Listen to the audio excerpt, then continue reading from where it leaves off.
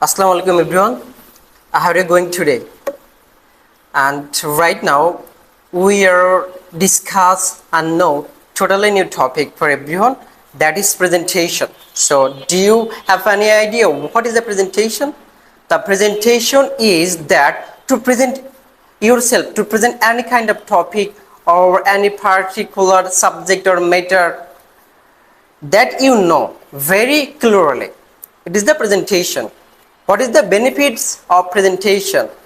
You can create a strong personality through the audience, through the teacher, and where you face this kind of session. Do you know uh, what kinds of presentation are?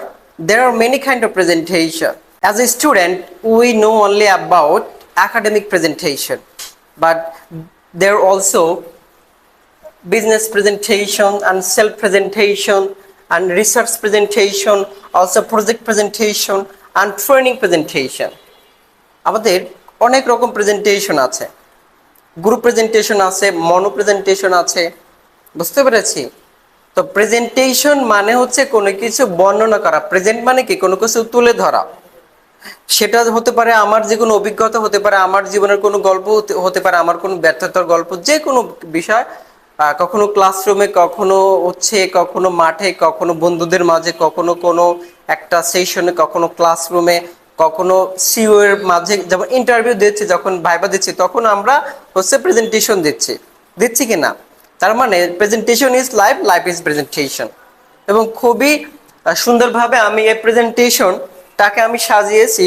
আমি সে সময় লাইফে coding করতে পছন্দ করি, তো প্রেজেন্টেশনটায় আমি totally সাজিয়েছি যে প্রিপেয়ার, নিজেকে সবসময় পূর্ব প্রস্তুত রাখতে হবে। অর্থাৎ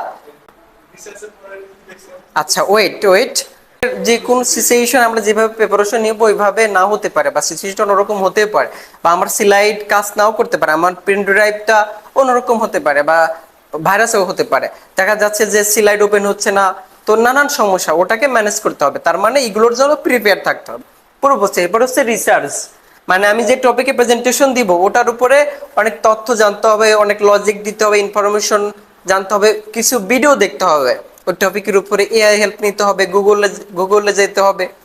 আচ্ছা, তার মানে এটার উপর আমার তত্ত্ববহুল হতে হবে। যদি আমি ভুলে যাই কখনো, যদি কখনো স্লাইড রান না করে, তখন আমি যেন বলতে পারি, কোনো ধরনের কোনো কিছু ছাড়াই বলতে পারি, এমন ভাবে নিজেকে প্রিপেয়ার করা। আচ্ছা, স্লাইড তো আছে, স্লাইডের বিষয়ে আমরা যাবো। এরপর হচ্ছে এক্সপ্লানেশন, মানে বর্ণনা করা। এক্সপ্লেন মানে বর্ণনা করা, মানে ওটা সুন্দরভাবে আমার বডি ল্যাঙ্গুয়েজ ঠিক রেখে, সবকিছু ঠিক রেখে আমাকে সুন্দরভাবে বলতে হবে, সবার মাঝে বলতে হবে, যারা শুনবে তাদের অ্যাট্রাক্ট করে। স্টাইল, এখন এই স্টাইলে আছে আমাদের হচ্ছে জেদচার, পোচ্চার, মানে আমি পোচ্চার মানে আমার পজিশন, আমার শোল্ডার এগুলো সোজা আছে কিনা, আমার জেদচার হচ্ছে আমার ফেশিয়াল এক্সপ্রেশন, আমার মুভমেন্ট, হাত পা নড়ানো, আমার চোখের যে আইবল আছে না, হাসি দেওয়া, এটা। আচ্ছা, এরপরে আমাদের আছে হচ্ছে ইংগেজ বা এঙ্গেজমেন্ট। এখন আমি শুধু বলে গেলেই হবে না, সবাইকে আমার কথা ইংগেজ করতে হবে। সবাই যেটাই করুক, তাদেরকে আমার দিকে এমন কিছু ইনফরমেশন, ভ্যালুয়েবল কিছু বলতে হবে, যেন তারা আমার দিকে অ্যাট্রাক্ট, আমার কথা শুনে আমাকে তারা ভ্যালু করে। আচ্ছা, এরপরে হচ্ছে নিটনেস, মানে ক্লিয়ার থাকতে হবে, কথা খুব দ্রুত বলা যাবে না, খুব আস্তেও বলা যাবে না, সবাই যেন বুঝতে পারে। এবং শব্দ ভান্ডারটা যেন খুব বেশি হাইও না হয় এবং খুব বেশি পুরো না হয়। মানে আমাদের হাই স্কুল যে ভোকাবুলারি হোক বা শব্দের যে প্রাচুর্যটা, এটা হচ্ছে মিড ক্লাসের ব্যবহার করতে হবে, যেন সবাই বুঝতে পারে, প্রাইমারি থেকে শুরু করে একদম কর্পোরেট লেভেল পর্যন্ত। তাহলে নিটনেস। এরপর হচ্ছে টাইম সেন্স, আমার সময় কতটুকু আছে।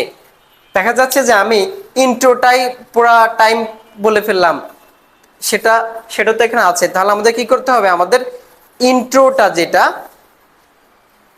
একটা প্রেজেন্টেশন টাইমের উপর ডিপেন্ড করে, আমার 5 মিনিটে শেষ করার একটা ক্যাপাবিলিটি থাকতে হবে, আবার 3 মিনিটে, আবার 1 ঘন্টাও। বুঝতে পেরেছি? তাহলে আমি এখানে কি বললাম, টাইম সেন্স খুব ইম্পর্টেন্ট। টপিক সেন্টেন্সে কত টাইমে বলতে পারি। আচ্ছা, এরপরে হচ্ছে অ্যাট্রাক্ট, যেটা বললাম যে অ্যাট্রাক্ট, সবাইকে আকর্ষিত করতে হবে, মাঝে মাঝে তাদের কাছে যেতে হবে, কখনো তাদেরকে বিভিন্ন ধরনের প্রশ্ন করতে হবে, হ্যাঁ, কল ফর অ্যাকশন যেটাকে বলে, বা কাউকে কোনো কোনো কিছু আস্ক করতে হবে। কেন? যাতে অডিয়েন্স যেন মারা না যায়। মানে অডিয়েন্সের মধ্যে যেন ফ্রেশনেসটা থাকে, এনার্জিটা লস না হয়, ঘুম যেন না পায়। আমি একটা কাজ করি, যখন ঘুম পায় তখন কি করি, তার শিটটা চেঞ্জ করে। তো বেশিরভাগ ক্ষেত্রে দেখা যায় তার হচ্ছে ঘুমটা আর থাকে না, চলে যায়। আচ্ছা, এরপর যেটা আছে হচ্ছে টপিক ক্লারিটি, মানে টপিকের পারপাসটা কি, এটার সাথে কি কি থাকবে। টপিক ক্লারিটি মানে আমি বললাম যে আজকে ট্রাফিক জ্যাম, কিন্তু ট্রাফিক জ্যামের টপিকটা বললাম না, এই টপিক এর পারপাসটা কি, শিখে কিভাবে, তাহলে তো অডিয়েন্স যখন আমাদের ব্রেইন এটা বুঝতে পারবে না বা নিবে না যে এটা কি বেনিফিট হবে বা এটা শিখলে আমি কি করব, তখন ওইটা শুনতে চাইবে না। আচ্ছা, এরপরে হচ্ছে আমাদের ইন্সপায়ার করতে হবে সবাইকে, এবং তাদের মধ্যে একটা পাওয়ার ট্রান্সমিট করতে হবে, ভাইব্রেশন দিতে হবে একটা। কখনো হচ্ছে ভলিউমটা হাই করতে হবে, যখন একটা সিস্টেমেটিক্যাল থ্রু আছে, একটা পজ আছে, এটা মেনটেন করতে হবে। এরপরে হচ্ছে অর্গানাইজ, মানে সবকিছু হবে খুবই সাজানো। স্লাইড যখন হবে, স্লাইডে 3 থেকে 4টার বেশি থাকবে না, এবং মেন পয়েন্টগুলো থাকবে 3টা বা 5টার বেশি, মেন টাইটেল থাকবে, হেড যেটাকে হেডিং, এবং এক একটা হেডিং এর 3টা সাবটাইটেল থাকতে পারে, এরকম, যেটাকে স্লাইডের কথা বলছি। স্লাইডটা হবে খুবই হচ্ছে দেখতে খুবই সুন্দর, যেন আই স্যাটিসফাইড, দেখে আমরা ওটাকে এমনি তাকাই থাকি বা দেখি। বিভিন্ন ধরনের গ্রাফ আনতে হবে, বিভিন্ন মধ্যে এটা ন্যারেট মানে কি বর্ণনা করা। এই যে এইটা তো আরো আছে, যেমন আমরা যখন দেখি যে একাডেমিক প্রেজেন্টেশন, কখন একাও দিতে হয়, আবার গ্রুপও থাকে 2 বা 3 জন করে, বুঝতে পেরেছি। তো ওভারঅল এইটা হচ্ছে আমাদের প্রেজেন্টেশনের, আমরা বডি ল্যাঙ্গুয়েজ নিয়ে ওদের কথা বলেছে, হাতে হাতে একদম প্র্যাকটিক্যালি দেখেছি। এখন আমরা আসি, একটা প্রেজেন্টেশনের কয়টা পার্ট থাকে, 3টা পার্ট থাকে। কি কি? একটা হচ্ছে ইন্ট্রো, যেটা হচ্ছে বডি, আর একটা কনক্লুশন। আচ্ছা, এখন এই এই ইন্ট্রোতে থাকে আবার গ্রিটিংস, মানে ওই যে স্যালুটেশন, আসসালামু আলাইকুম, আদাব, মানে আমাদের তো আমাদের ধর্মীয় ভাবে আমাদের ভাবতে হবে। এরপরে হচ্ছে আমাদের সেলফ প্রেজেন্টেশন, মানে আমার সম্পর্কে কিছু বলতে হবে।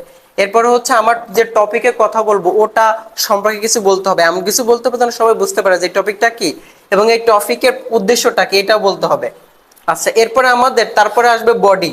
বডিতে আমাদের মেইন টপিক বলতে হবে, ওখানে বিভিন্ন লজিক, এক্সাম্পল, স্টোরি এগুলো আনতে হবে, বুঝতে পেরেছি। এরপর হচ্ছে আমাদের সুন্দর একটা কনক্লুশন আনতে হবে। এখন আমরা তো সবাই বলে thank you for watching me, thank you for, আর এরকম বলে, বা থ্যাংকস আ মিলন। তো এখানে কল ফর অ্যাকশন খুব ইম্পর্টেন্ট, মানে কল ফর অ্যাকশন মানে একটা কাজের জন্য একটা কাজ দিয়ে দিতে হবে যেন তার ব্রেনই থাকে, একটা বিষয় ওভারঅল একটা সামারি টানা, এটা হতে পারে, আর কল ফর অ্যাকশন হতে পারে, বুঝতে পেরেছি।